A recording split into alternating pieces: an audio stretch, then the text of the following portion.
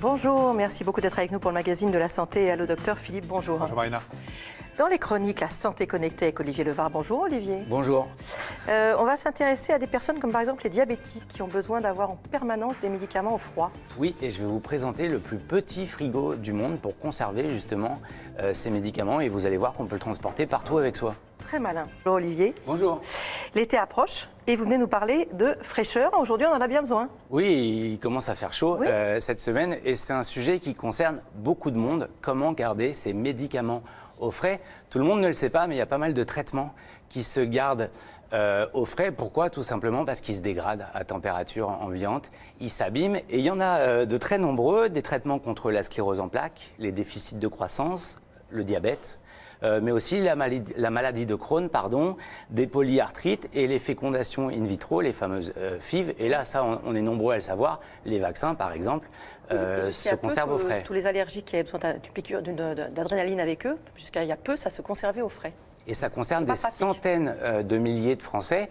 Et quand vous prenez tous ces problèmes, toutes ces pathologies, un Français sur 20, à un moment de sa vie, aura besoin de conserver un médicament au frais. Et c'est pas un problème nouveau, ça fait longtemps qu'on essaie de les conserver.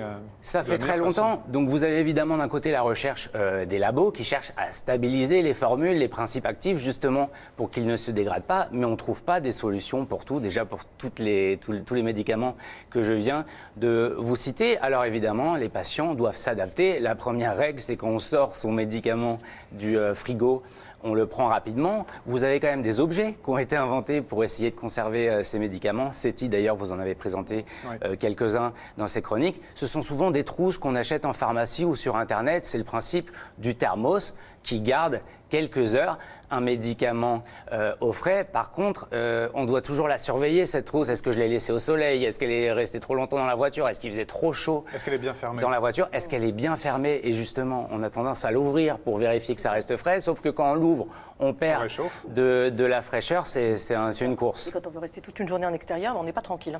Oui, c'est un peu le Pékin Express ou le Fort Boyard du médicament. C'est-à-dire qu'en permanence, vous courez de frigo en frigo. Donc c'est le frigo de la maison vers le frigo de l'hôtel ou vers le frigo des vacances. Donc évidemment, on n'est pas du tout détendu. Et c'est là où on l'attendait. La technologie arrive enfin pour nous rendre service. Alors regardez, c'était au salon Hello Tomorrow, un salon que j'aime beaucoup parce que c'est souvent des innovations de long terme qui demandent beaucoup de recherche et donc souvent des innovations de santé. J'ai rencontré ce monsieur qui s'appelle... C'était avant le confinement, évidemment, c'était il y a quelques mois, qui s'appelle Uwe Diegel.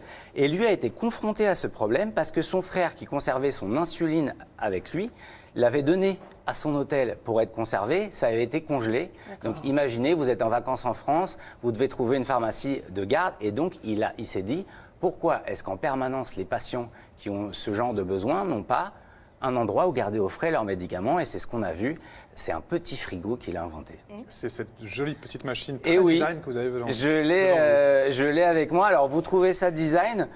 Ils ont gagné un prix. Alors on aime ou pas ce bleu qui est un petit peu métallique, vous avez vu, ils ont gagné le Red Dot Award en Allemagne il y a quelques semaines.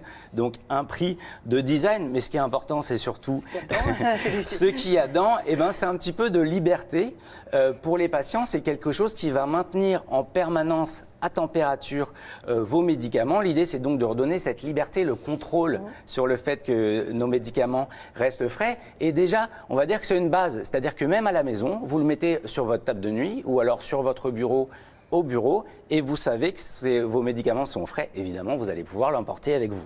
Et comment ça marche? Alors, ça marche très simplement. Même si derrière, il y a évidemment une technologie très complexe. Regardez, alors l'espace n'est pas énorme à l'intérieur, c'est un petit frigo.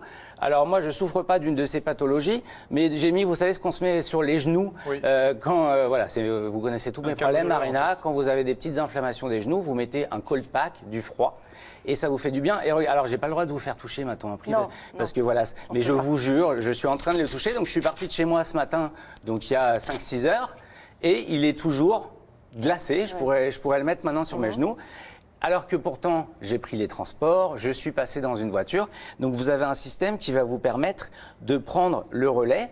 En fait, à l'intérieur, c'est ce qu'on appelle de la thermoélectricité. Pour faire simple, c'est le rapport entre certains matériaux, l'énergie qui les traverse et la chaleur et donc le froid qui les touche. Vous avez cette matière à l'intérieur qui reste glacée en permanence. Vous voyez, là, j'ai froid quand je le touche. Et ce qui est très simple, c'est qu'en fait, on ne règle pas la température, sinon ça devient un casse-tête. Il s'autorègle ? Il s'autorègle en permanence entre 2 et 8 degrés.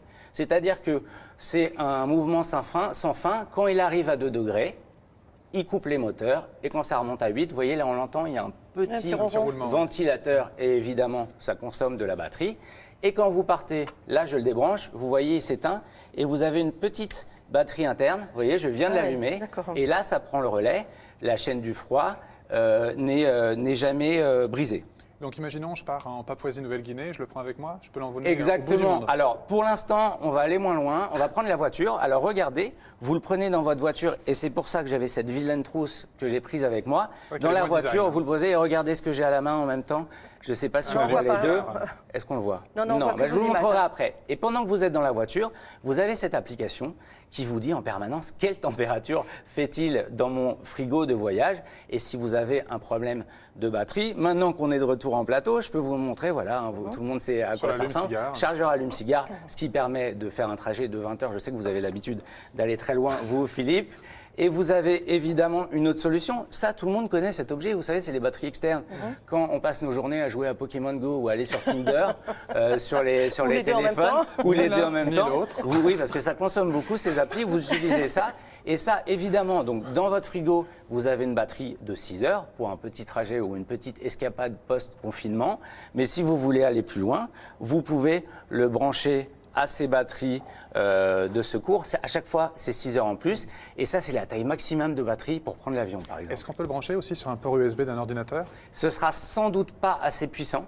Vous pourrez recharger cette batterie-là, mais j'imagine que le froid, ça consomme beaucoup. Hein.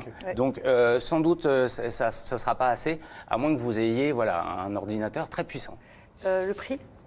Alors le prix, c'est entre 200 et 300 euros. Alors pardon, mais il y a tout de suite une mauvaise nouvelle, c'est que c'est pas un dispositif médical en tant que tel. À moins d'avoir une mutuelle très courageuse, ça pourra peut-être arriver. Mais après, quand on voit le nombre effectivement de patients que ça concerne, et notamment effectivement tous les diabétiques, c'est vrai que c'est vraiment très utile. Hein. Ce serait un bon argument si une mutuelle fait ce geste-là. Par contre, il faut dire la vérité, il y a très peu de chances que ça soit pris en charge par la Sécu dans un futur proche. Donc 200 à 300 euros, ça marche très fort. Ça avait été lancé avant aux États-Unis, en Australie, ils en ont vendu 40 000.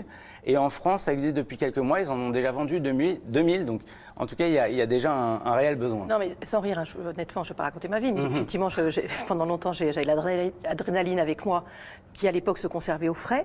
Et je peux vous dire que vos vacances, c'est un casse-tête de vous dire en permanence, est-ce que je vais trouver un frigo là? Est-ce que je vais trouver un frigo là? Est-ce que je vais pouvoir le... C'est insupportable. Oui, et puis les problèmes de santé, parfois, c'est un sujet privé. Dès qu'on arrive chez des gens, on dit, est-ce que dans ton frigo, tu peux garder quelque chose? Au moins, là, ça rend l'indépendance aux patients. Et puis les médecins qui font la tournée dans leur visite, qui ont des doses de vaccins et qui doivent vacciner, notamment en période de grippe ou autre chose. Voilà.